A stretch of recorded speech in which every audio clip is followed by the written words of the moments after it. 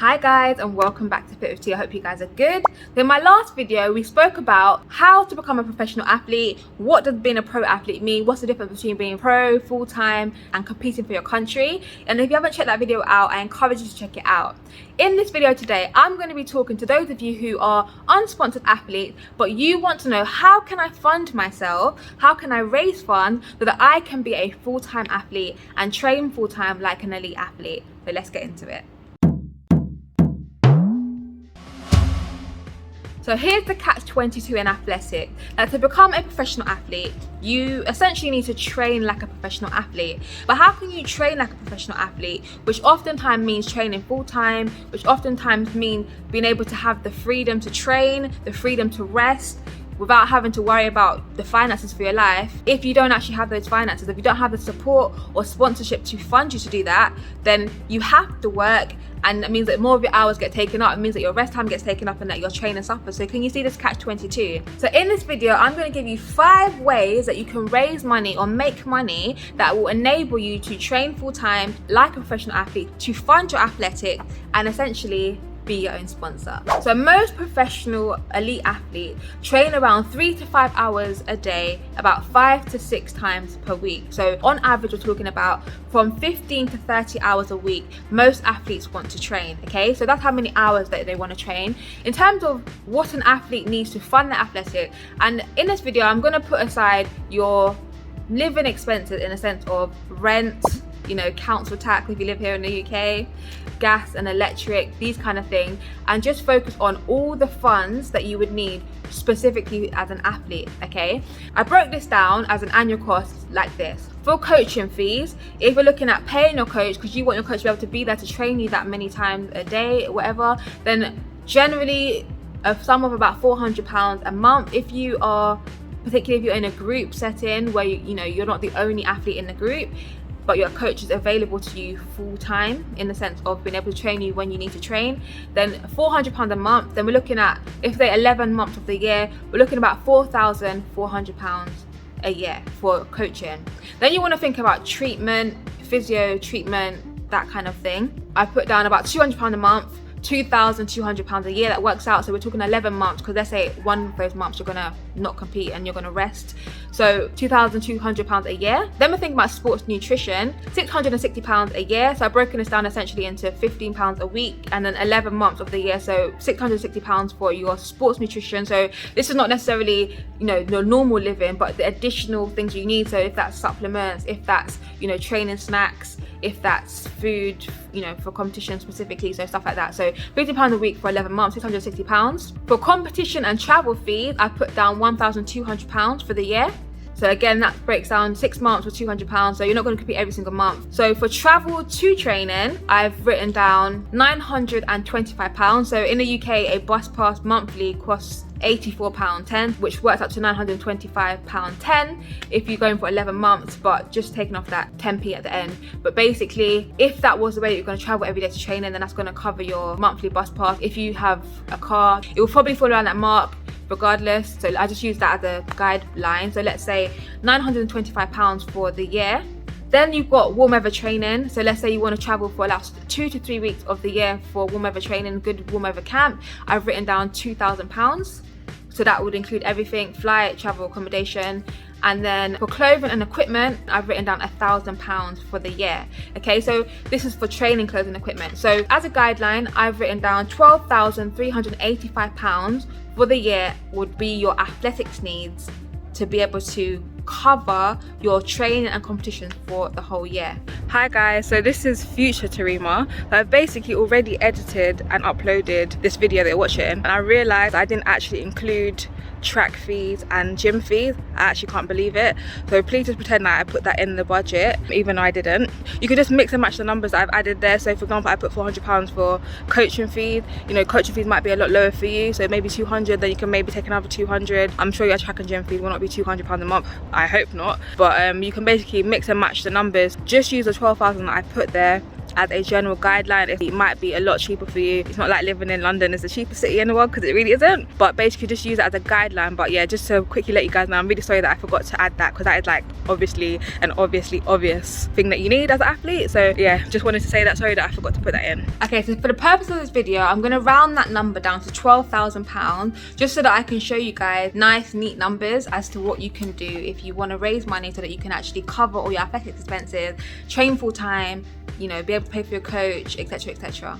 Okay, so the first way that you can fund your athletics or raise money to cover this money would be to self-fund, okay? And what I mean by this is, for a whole year or a whole 2 years, before the point of where you believe that you're going to get sponsored or something like that, you could actually save money. You know, if you have a really good job at the moment, you get an allowance or something, let's say you're really young watching this, you could save your money from now to allow you to be able to train for a whole year without having to think about working, without having to think about having additional income to cover this extra money that you need as an athlete, to cover your additional athletics needs. Then you could save the money so that for 1 whole year you're able to cover all of the things that I mentioned previously and just focus on training and be able to rest when you need to rest, as opposed to being tired because you have another job, and within that year be able to achieve performances which will open the door for you to then get sponsorship and other brand deals and other funding, which will then move you forward into a place of being a professional athlete. So the second way is to be family funded.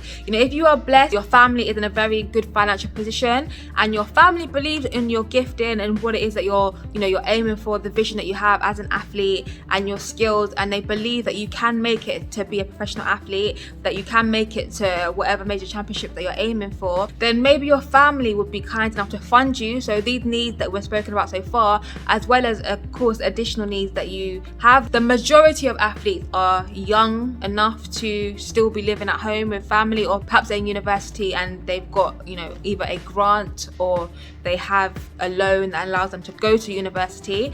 But let's say, you know, you're a bit older, you finish uni even, and you're now back at home. You know, let's say you're not married or you don't have your own place at this particular time, then maybe your family would actually be in a position where they want to sponsor you. They give you a time period to actually qualify for a major championship, to actually train full time, and they'll give you a set period of time where they say, okay, cool, the deal for this 48 months is that you have to make the team, you have to achieve XYZ, otherwise after that point we can no longer fund you. But if they're in a position where they're happy to fund you, not only happy to fund you, but they're financially able to fund you, then that will give you the freedom to be able to train because you're family funded. Even though you don't have a sponsor, even though you're not getting paid as an athlete, you are able to fund your full-time athletics because you have family who are able to fund you. So the third way that you could cover your athletic expenses is to actually have your own business or have a job that enables you to have flexible hours. So of course in this one you are still working, but if the work is very minimal, and let's say it still enables you to train the full-time hours that you want, enables you to rest when you need to rest, but you can either work or have your own business that brings a passive income, this is a really good way to also fund your athletic or be a full-time athlete although you're unsponsored. 4 ideas as to what that could look like. It could be starting a YouTube channel. Obviously, of course, with YouTube, you're not going to get paid immediately, but if you do have a topic, it could be your athletics itself, it could be your journey, and you are able to grow a following, you are able to get 1,000 subscribers and 4,000 hours of watch time, and you're able to monetize your channel, this can essentially become a passive income stream for you, which could fund you to be able to actually train full time. Let's say in the next year when your channel's grown, you can train full time. So that can be a passive income stream. Of course, you still have to record your videos, edit your videos and publish those videos, but it is minimal enough that allows you to still do what it is that you love to do, because even professional athletes, they still do other things. A photo shoot or, you know, an advert for a brand is still work in some ways, but it's not necessarily the same kind of work that if you have a 9-to-5 job. Okay, so that's one way. Affiliate marketing could be another way if you're on social media.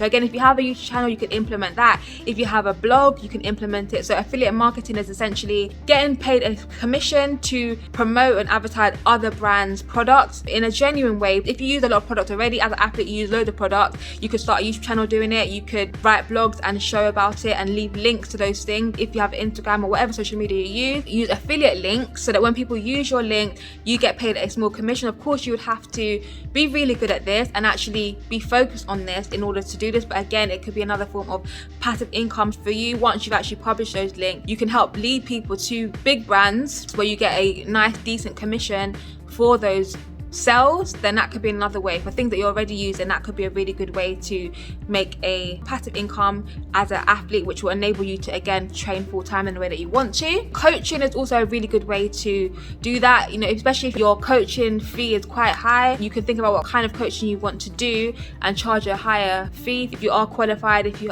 have the skill set to teach and to coach, that could be another avenue where your hours are minimal but it still allows you to train. You know, you're still in the same field that you love and enjoy, you know, so that could be another way to do it. And again, modeling could be another way too. So you may not be a professional athlete, but you could be still getting paid as a model, as a sports model, to actually promote brands or clothing in a similar way. That could be another way. So those are just 4 ideas. Let me know in the comment section below. Are there any ideas that you have, or if you'd like me to make any more videos about that specifically, let me know. Way number 4, I've got crowdfunding. Okay, so we said self-funded, we've got family funded, we've got business funded, or I've got crowdfunded. And this is where you can use pages like GoFundMe to actually raise funds from your community. Other people that believe in you, that believe in a dream, that are happy to support you for a year. So if I was to break down that £12,000, what you would need would be 25 people who are willing to support you for £40 a month for 1 whole year, or 50 people who are willing to support you for £20 a month for 1 whole year. Do you know 50 people that could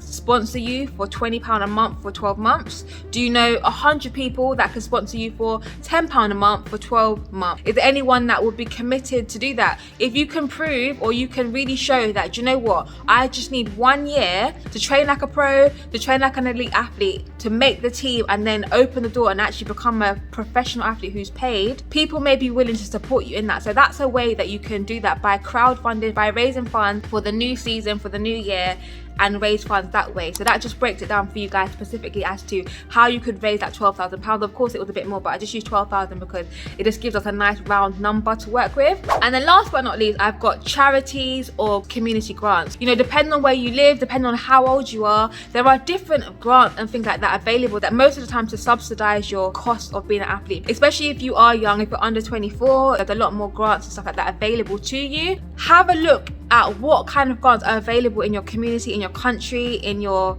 location. Is there anything that you could tap into, that you could actually make use of, that can help fund you, that gives you more opportunities to be able to train full time even though you're not a sponsored athlete? So guys, I really hope this video has been helpful for you. You know, if you want to support me guys, because I give these videos because I really want to help you, but if you do want to give back and you would like to help me, then you can check out my Patreon guys, because that really does support me, not only as a content creator but also as an athlete. That would really support me and enable me to do what we've been speaking about in this video, which is train full time. But if you like the video guys, please give this video a big thumbs up to help me accelerate my channel, to let the algorithm know so that more people can see this video. And if you're interested in knowing what other championships do athletes have an opportunity to qualify for, then make sure to check out this video, and I'll see you guys next Friday.